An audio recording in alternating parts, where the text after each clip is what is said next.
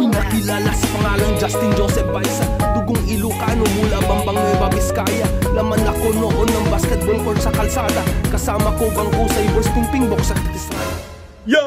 What's up guys? This is your boy again, Daddy Kabuli, Daddy Ka-Vintage again guys. Ayan nga guys, kamusta naman kayo guys? Kamusta naman tayong lahat guys? Sana okay na okay kayo guys. Kasi kung ako tatanungin nyo guys is everything's fine, everyday okay tayo guys. Lalo na ngayon guys, at off natin guys. Kaya nga nag-vlog ako at may isa-share na naman ako sa inyo guys. Yun guys. Guys, naalala nyo guys nung warehouse experience kami na episode 3 guys. Yan is meron tayong na-hits nun guys. Dalawang items to guys. Oh, ano ba nasa likuran natin? Sabi ko sa inyo guys is meron na tayong kulog palagi guys pag mag-flex or mag-share ako sa inyo ng mga aking mga ukay hits, vintage hits, saka collection hits guys. Yan, so ano nasa likod natin guys? Oh, si Tupac guys. Oh, Chicago Bulls. Oh, si Tupac guys. Oh, actually guys, ito is hoodie jacket ko to. Ito naman kay Darling. Kay Darling naman tong hoodie na jacket to guys. Yan, para partner kami guys. Couple hoodie jacket guys. Oh, yun guys. Oh, ano pa guys? Tupac. Oh, Chicago Bulls. Chicago Bulls na Michael Jordan guys. Chicago Bulls guys. Oh, obviously guys, ang ipa-flex natin ngayon guys is all about Tupac at saka Chicago Bulls guys. Yan. So guys, ito is masasabi kong ukay hits guys, ukay hits. Pero hindi siya, ukay hits tsaka price hits guys. Yan, hindi siya vintage hits guys, kahit sa ukayan namin nakuha to.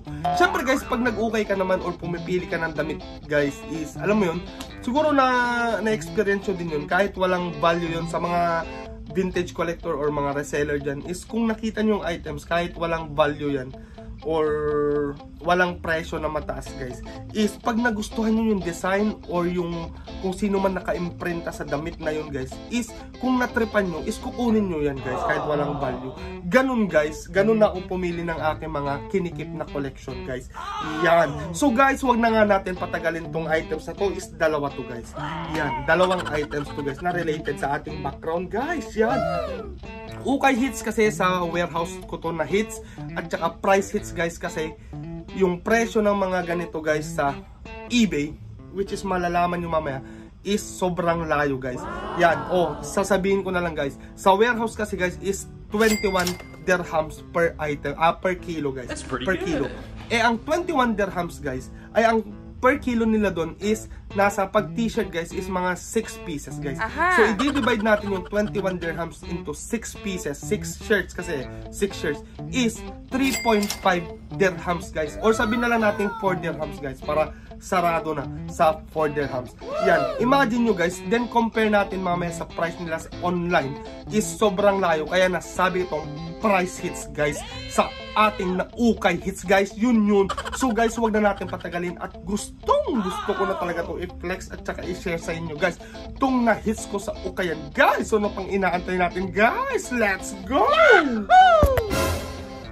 At ito na guys, ang una nating i-share or i-flex sa inyo guys na naukay hits natin guys. Unahin ko na lang siguro guys tong related kay Tupac. That's pretty good. Yan. Kasi syempre iuhuli natin yung favorite natin guys, yung Chicago Bulls. Chicago Bulls yung. So guys, wag na nga natin patagalin guys. Ito na guys, ang related kay Tupac guys.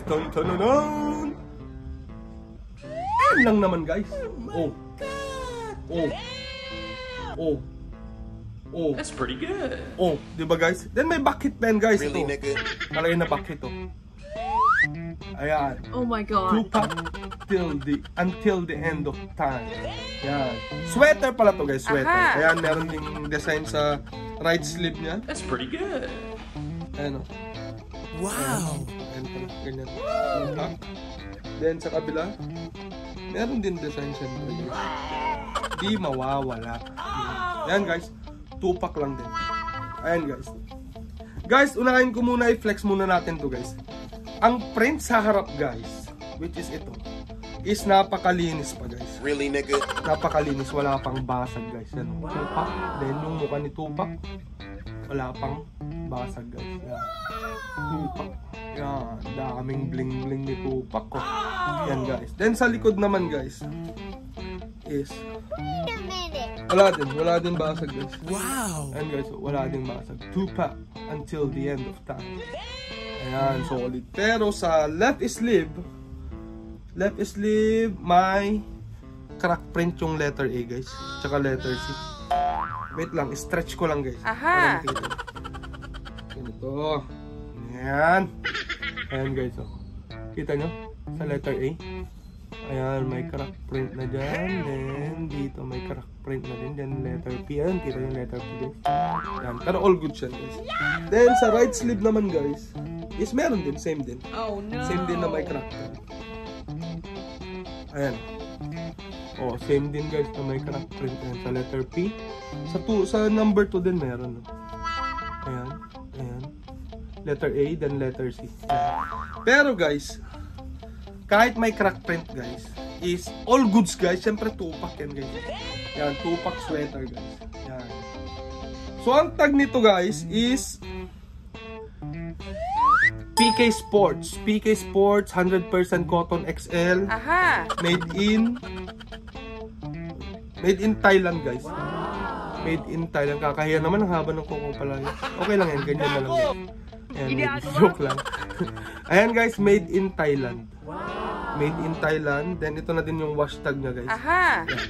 So guys, tong PK Sports na tag is wala akong nahanap guys. Wala akong nahanap. Pero, syempre, knowing sa mga previous vlogs ko sa ating pagsasaliksik is karamihan ng mga modern bootlegs guys. Modern bootlegs ay nanggagaling nga sa Thailand guys. So, ibig sabihin ito is hindi lang siya basta-basta or putyo-putyo na mga t-shirt or sweater guys. Kasi galing siyang Thailand or made in Thailand guys. So ibig sabihin guys, is maganda ang quality ng t-shirt at saka printing guys. Kasi nga sabi ko sa inyo sa previous vlogs ko guys, is ang modern bootleg is karamihan nanggagaling sa Thailand guys. So kung bootleg man to at saka made in Thailand is quality ang t-shirt, then quality din ang print guys. Though wala nga akong nahanap, unfortunately wala tayong nahanap na ganitong design sa eBay at saka ganitong tag guys, PK Sports. Oh, no. Pero syempre, matalino tayo guys at saka bibigyan ko na lang kayo ng idea din kung magkano ang mga ganito guys. That's pretty good. Nag-search tayo guys sa eBay Aha. ng lowest na mga 2-pack modern bootleg guys na long sleeves, kasi long sleeves to eh. Yan, long sleeves. Is meron ako nahanap na lowest na lang guys para hindi naman tayo bias. Baka sabihin nyo is pinepresyohan ko to ng mahal para lang may ma-flex ako. Hindi ganun. So pinili ko na lang is yung lowest guys, which is makikita nyo dito guys. Nag-search ako sa eBay guys, which is Poetic Justice yan guys. That's pretty good. Yung makikita nyo is nagkakahalaga lang ng mga $15 guys. $15. So i-multiply natin yung $15 sa 4 para mag-come up tayo sa dirhams is 60. Sorry guys, sorry. Kumain kasi kami nilit na naman guys. Yan. 60 dirhams guys. Yan. So 60 dirhams. Where's my other phone? Yun na lang, 60 dirhams na lang guys. Wala eh, nilalaro nilit yung isang cellphone ko. Wala tuloy akong pang calculator guys. Yan. So 60 dirhams guys. Compare naman sa warehouse price nito guys na nung nakuha ko to na 4 dirhams guys. So nakatipid tayo guys ng 56 dirhams guys para lang magkaroon dito guys. 2-pack siya ko. Size XL pa. So goods na goods to guys. Bagay na bagay. Tsaka fit na fit sa atin guys. Yan. Oh. West side baby. West side. Yan. 2-pack yan eh. So guys, ayun nga. Ukay hits dahil sa design na 2-pack shakur. Then price hits kasi nakuha lang natin to ng 4 dirhams compare naman sa lowest price na nakita natin sa eBay ng mga 2-pack long sleeves guys na modern bootleg na $15 guys or 60 dirhams guys. So guys, nakatipid tayo ng 56 dirhams guys. So para sa akin, hindi man to vintage or hindi man to valuable or profitable is ikikip ko naman kasi to guys. PSG naman kasi to. Kaya all goods lang guys. Ayan nga guys, nakita nyo na ang ating unang ukay hits guys na galing sa warehouse guys. Ang 2-pack shakur. Yan na until the end of time. Yan guys, na sweater. So guys, wag na nga natin patagalin at pangalawa nating items kasi siyempre Chicago Bulls yun guys. Wag dapat hindi natin pinapatagal yun guys. So ano pang inaantay natin guys? Let's go! At ito na nga guys, ang ating pangalawang items guys na ipiflex sa inyo na galing sa warehouse guys. Ang favorite team natin guys na Chicago Bulls yun guys. So guys, huwag na natin patagalin. At ito na guys. Ang tantanan. Guys, ito dalawang nagustuhan ko malamang. Yung print niya na Chicago Bulls tsaka yung klase ng tela guys. That's pretty good. Yan. So ito na guys. Tantanan. And guys, oh, ano bang design yan guys? Tie-dye lang naman yan guys, tie-dye. Yan, oh, OG logo. OG logo guys, ang laki. Kita nyo? OG logo. The Chicago Bulls guys. Ayan, ng front hit. At syempre guys, walang back hit. Papakita ko syempre guys. Ayan, oh. Walang back hit, pero solid guys. Tela at saka print pa lang guys. Yan! So guys, ito nga pa-flex muna natin ang t-shirt guys. Ayan, which is Chicago Bulls. Nakita nyo. OG logo guys. OG logo na Chicago Bulls. Yan, pero nagbakbak na yung print niya na guys sa letter H-I-C-A. H-I-C-A guys. Pansin nyo naman, ayan, wala na. Wala na. Kumpara dito makapal. Siguro matagal na din to or naarawan. Alam mo yun guys. Kaya nagbakbak ng ganyan guys. Pero all goods, parang design na lang guys. Faded design. At saka bagay naman yung pagka-fade guys sa tela niya. Na tie-dye. Tie-dye pala tawag dito sa t-shirt na ganito guys. Tie-dye. First time ko din mag-t-shirt ng tie-dye. Siyempre, magsusot tayo guys. Chicago Bulls pa naman guys. Hindi susot natin guys ha, siyempre. Tsaka guys, yung kwan pala. Sungay din pala ni Benny the Bull guys. Ayan mo, nagbakbak na. Ayan, kita nyo. Nagbakbak. Ayan, nagbakbak na din. Ayan, ano pa ba? Wala pa naman. Multiple crack prints kaya. Multiple crack prints. Ayan. Pero sabi ko nga sa inyo guys, kung original ang t-shirt guys, kung original ang t-shirt, kahit may crack print siya guys, is kahit makailang laba. Pero syempre, kung tumagal naman is talaga magbabakbak. Pero kahit labahan mo guys, is hindi siya basta-basta magbakbak. Kahit may crack print na siya na ganyan kalalaki guys. Yan. Yan guys, ang bakbak niya lang naman sa H-I-C-A tsaka sa sungay ni Benny the Bull. Kita nyo? Yan lang naman guys. Yan ang details ng t-shirt natin na tie-dye Chicago Bulls sa front hit guys. Front hit yan. Angas diba guys? Then meron din siyang print tag dito guys. Ayan, NBA, Chicago Bulls. Actually guys, kung naalala nyo yung Chicago Bulls ko din na isa na Bulls lang din. Bulls nakalagay tapos logo. Yung Bulls tapos logo sa baba ng Bulls. Is NBA Chicago Bulls din, NBA tag din, na ganito din na ganito ang tag guys. NBA Chicago Bulls. That's pretty good. At saka guys, ang details, ito, same din sila nun, is, ito guys, meron siyang embroidered na NBA logo, at saka NBA na initials guys, or acronym ng National Basketball Association guys, yan no? Embroidered dyan guys, oh. Kita nyo diba? Pero yung isa diba may butas yun, pero tinahi ko na yun, matalino tayo guys pero ito walang butas, kaya wala na tayong ayusin pa dito guys, kasi nga all goods tong t-shirt na to guys. Ayan, so walang back hit, yun lang naman ang details. Front hit, sa left sleeve na NBA logo, saka NBA na acronym.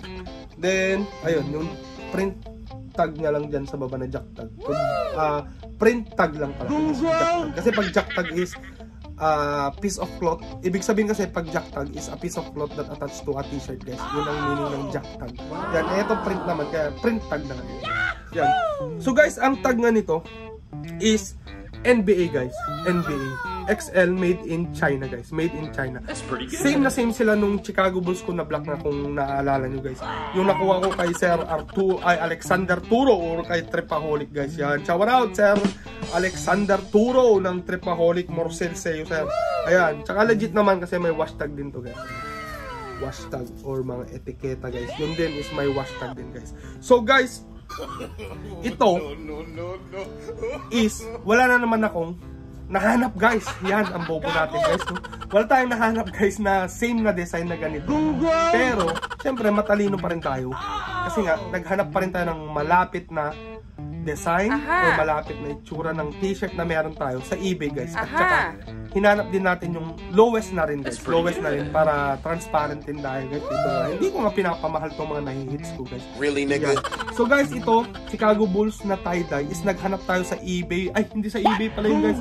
Sa NBA Store. NBA Store pala yun guys. NBA Store ko nahanap ang mga tie-dye designs na Chicago Bulls is nagkakahalaga din pala guys ng $23.99 guys. So, pag 24 na lang, 24, i-round it off na lang natin ng 24 guys. Yan. So, i-multiply natin yung $24 guys sa 4 is magiging 96 dirhams guys. Yun. So 96 dirhams hindi ko na-convert sa peso guys kasi sa dirhams na lang tayo para mas madali na lang guys. Yan. So 96 dirhams compare naman sa ukay price hits nito guys na 4 dirhams guys. So nakasave tayo guys ng ilan? 92 dirhams guys. So hits na hits to guys. Diba? Chicago Bulls pa. Oh, san ka pa diba? Chicago Bulls na tie-dye pa pala. Chicago Bulls tie-dye guys na worth 4 dirhams. Imagine that guys. It's only 2XL. Oh, first time ko magsuot ng tie-dye guys. Tsaka anong sinukat ko to is okay naman pala sa akin ng mga tie-dye guys. Hindi naman pala, bagay din naman pala sa akin ng mga tie-dye guys. Yan. So guys, ito nga ating pangalawa na ukay hits at saka price hits na galing sa warehouse guys. Ang Chicago Bulls tie-dye guys. That's pretty worth good. 4 dirhams compare sa 96 dirhams guys. Yan, na presyo niya. Then, itong Tupac, balikan natin si Tupac. Yan, is 4 dirhams din compare sa 60 dirhams na presyo niya online guys. Yan nga guys, ang ating dalawang na ukay hit saka price hit sa warehouse experience namin na episode 3 guys. Yan. So guys, sana na-appreciate nyo na naman ang aking pag-share ng aking bagong PSG guys na Tupac tsaka Chicago Bulls tie-dye. Ay sana na-appreciate nyo na naman guys ang aking pag-share nga ng aking mga simpleng mga PSG guys na hits. Yon. So guys, syempre hindi ko makakalimutan na magpasalamat sa inyong lahat guys, lalong-lalo sa aking mga subscribers guys. Salamat sa inyong lahat guys. At saka sobrang thankful ako kasi everyday is nadadagdagan ng aking mga subscribers guys. Unti-unti man pero darating din tayo doon. Yun, slowly but surely, sabi nga nila guys. Yan. So guys, thank you sa inyong lahat sa panonood ng aking mga content or aking mga videos guys, lalo na sa aking mga subscribers. Tsaka thank you din sa ating mga subscribers guys na nanonood ng ating mga videos. Yan. At syempre guys, kung bago ka lang dito sa aking YouTube channel na JJBKIB, at syempre mag-subscribe ka na guys. Yan. Para lagi mo mapapanood yung mga ganito na mga content guys. Yun. At syempre, once you subscribe is paki-press na din yung notification bell guys para hindi nyo ma-miss ang aking mga upcoming videos guys. Yan. At saka paki-like na din ang ating videos guys kung na-enjoy nyo panoorin at kung nagugustuhan nyo ganitong mga content guys. At syempre guys, lastly is paki-share na din guys sa inyong mga friends and relatives guys, lalo na sa mga aspiring vintage collectors dyan or mga aspiring collector dyan, is paki-share na din guys. Spread the love, man! Yun guys, yan. So guys, puputulin ko na dito at lalabas na naman kami ni Liit. Syempre, automatic yung guys, every hapon is lalabas kami ni Liit guys. Yan, di ba na? Yan, so na nga kasi nag-aantay na kanina pa nag-aabang guys. Yan guys, so guys, magpapaalam na ako. Here's your boy, Daddy Kabul and your Daddy Ka Vintage saying, till next time, peace out! Bye-bye!